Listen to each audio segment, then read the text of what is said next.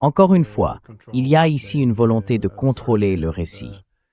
Et comme vous l'avez dit, cela consiste à présenter un gouvernement comme illégitime dans le but de le renverser, de le détruire. Les personnes qui s'expriment aujourd'hui le plus fort, en affichant leur empathie pour le peuple iranien, il est difficile de les prendre au sérieux, car ce sont les mêmes qui ont récemment bombardé l'Iran et qui sont favorables à le bombarder de nouveau. Et maintenant, bien sûr, ils considèrent l'Iran comme un obstacle à leurs intérêts géopolitiques dans la région.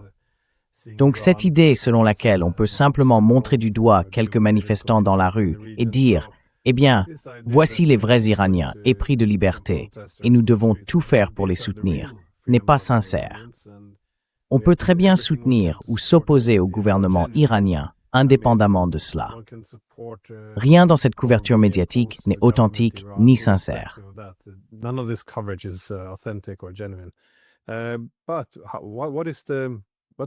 Mais que savons-nous de l'implication des agences de renseignement étrangères en Iran dans l'attisement de ces événements? Je sais que certains médias disent que ce n'est que de la propagande iranienne habituelle. Cependant, nous voyons que Mike Pompeo, l'ancien directeur de la CIA, et sous Trump, l'ancien secrétaire d'État, a tweeté « Bonne année à chaque Iranien dans la rue et aussi à chaque agent du Mossad marchant à leur côté. » Devons-nous nous inquiéter que l'ancien directeur de la CIA participe à la propagande iranienne? Ou bien, vous savez, c'est devenu, je pense, un fait largement admis par la plupart. Mais avez-vous des informations ou des révélations sur la mesure dans laquelle les agences de renseignement étrangères sont impliquées dans les tentatives de déstabilisation du pays?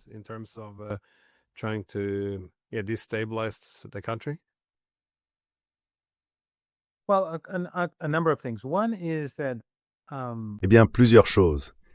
D'abord, lors du rassemblement à Téhéran, qui, j'en suis sûr, comptait bien plus d'1 million de personnes. Je ne connais pas les chiffres exacts, mais c'était tout simplement extraordinaire. Si vous allez parler à ces gens, ils ne partagent pas tous la même opinion politique. Certains soutiennent ce gouvernement, d'autres s'y opposent et d'autres encore ont des points de vue complètement différents. Certains sont d'une tendance politique, d'autres d'une autre. L'essentiel, c'est qu'ils soutiennent la Constitution et la légitimité de l'État et qu'ils sont prêts à aller très loin pour les défendre. Parce que vous êtes déjà allé à Téhéran, vous savez, aujourd'hui n'était pas un jour férié.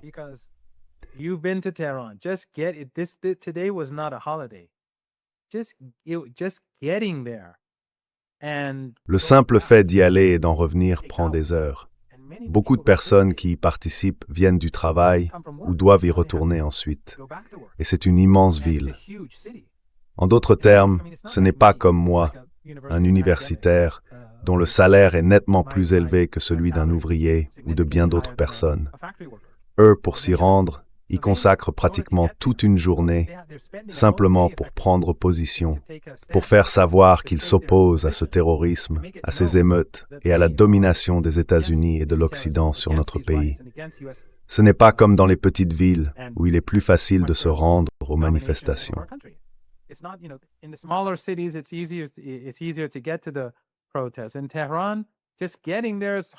À Téhéran, le simple fait d'y arriver est plus difficile que de participer aux manifestations, et le retour est lui aussi un véritable défi. Les gens font donc une déclaration claire. En ce qui concerne l'ingérence étrangère, je pense que c'est évident comme le jour, non seulement à cause de ce qu'a dit Pompeo, mais aussi du Mossad.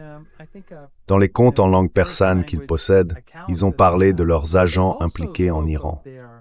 Et plusieurs responsables israéliens se sont exprimés à la télévision israélienne et ont dit à peu près la même chose. Mais pour prouver un point, la raison pour laquelle ils ont coupé Internet en Iran, ils l'ont complètement arrêté, c'est parce que ces émeutiers étaient tous coordonnés et qu'ils provenaient de différents groupes.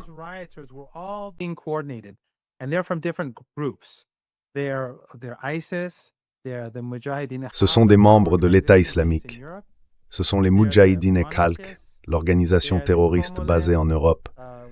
Ce sont les monarchistes. Ce sont les Komala, un groupe terroriste kurde.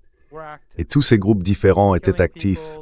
Ils tuaient des gens, détruisaient des cliniques, des banques, des voitures privées, des maisons privées.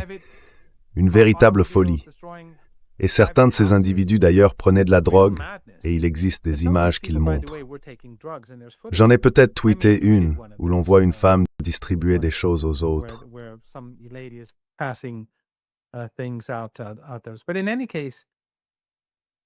Mais en tout cas, ces personnes extrêmement violentes, quand Internet est tombé en panne, tout s'est soudainement effondré.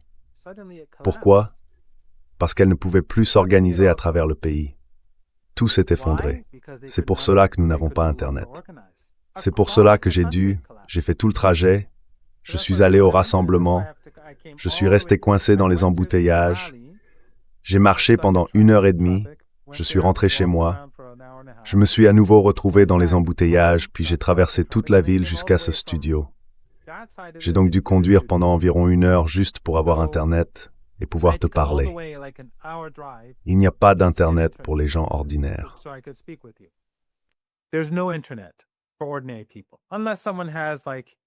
À moins que quelqu'un ne dispose, disons, de ce que Musk a, peu importe comment ça s'appelle. Donc quand ils ont coupé Internet, le réseau s'est soudainement effondré. Et comme je l'ai dit, c'est parce qu'il existe un vaste réseau à l'échelle nationale, actif dans différentes parties de Téhéran, dans les grandes villes et à travers le pays. Il s'est soudainement désintégré. Pourquoi? Parce qu'ils n'étaient plus capables de se coordonner avec leurs alliés et leurs bailleurs de fonds à l'étranger. Et bien sûr, ceux qui ont été arrêtés, beaucoup d'entre eux étaient armés. Ils tiraient depuis la foule sur la police. Comme je l'ai dit, il semble que certaines personnes aient été touchées par des tirs provenant de l'intérieur de la foule.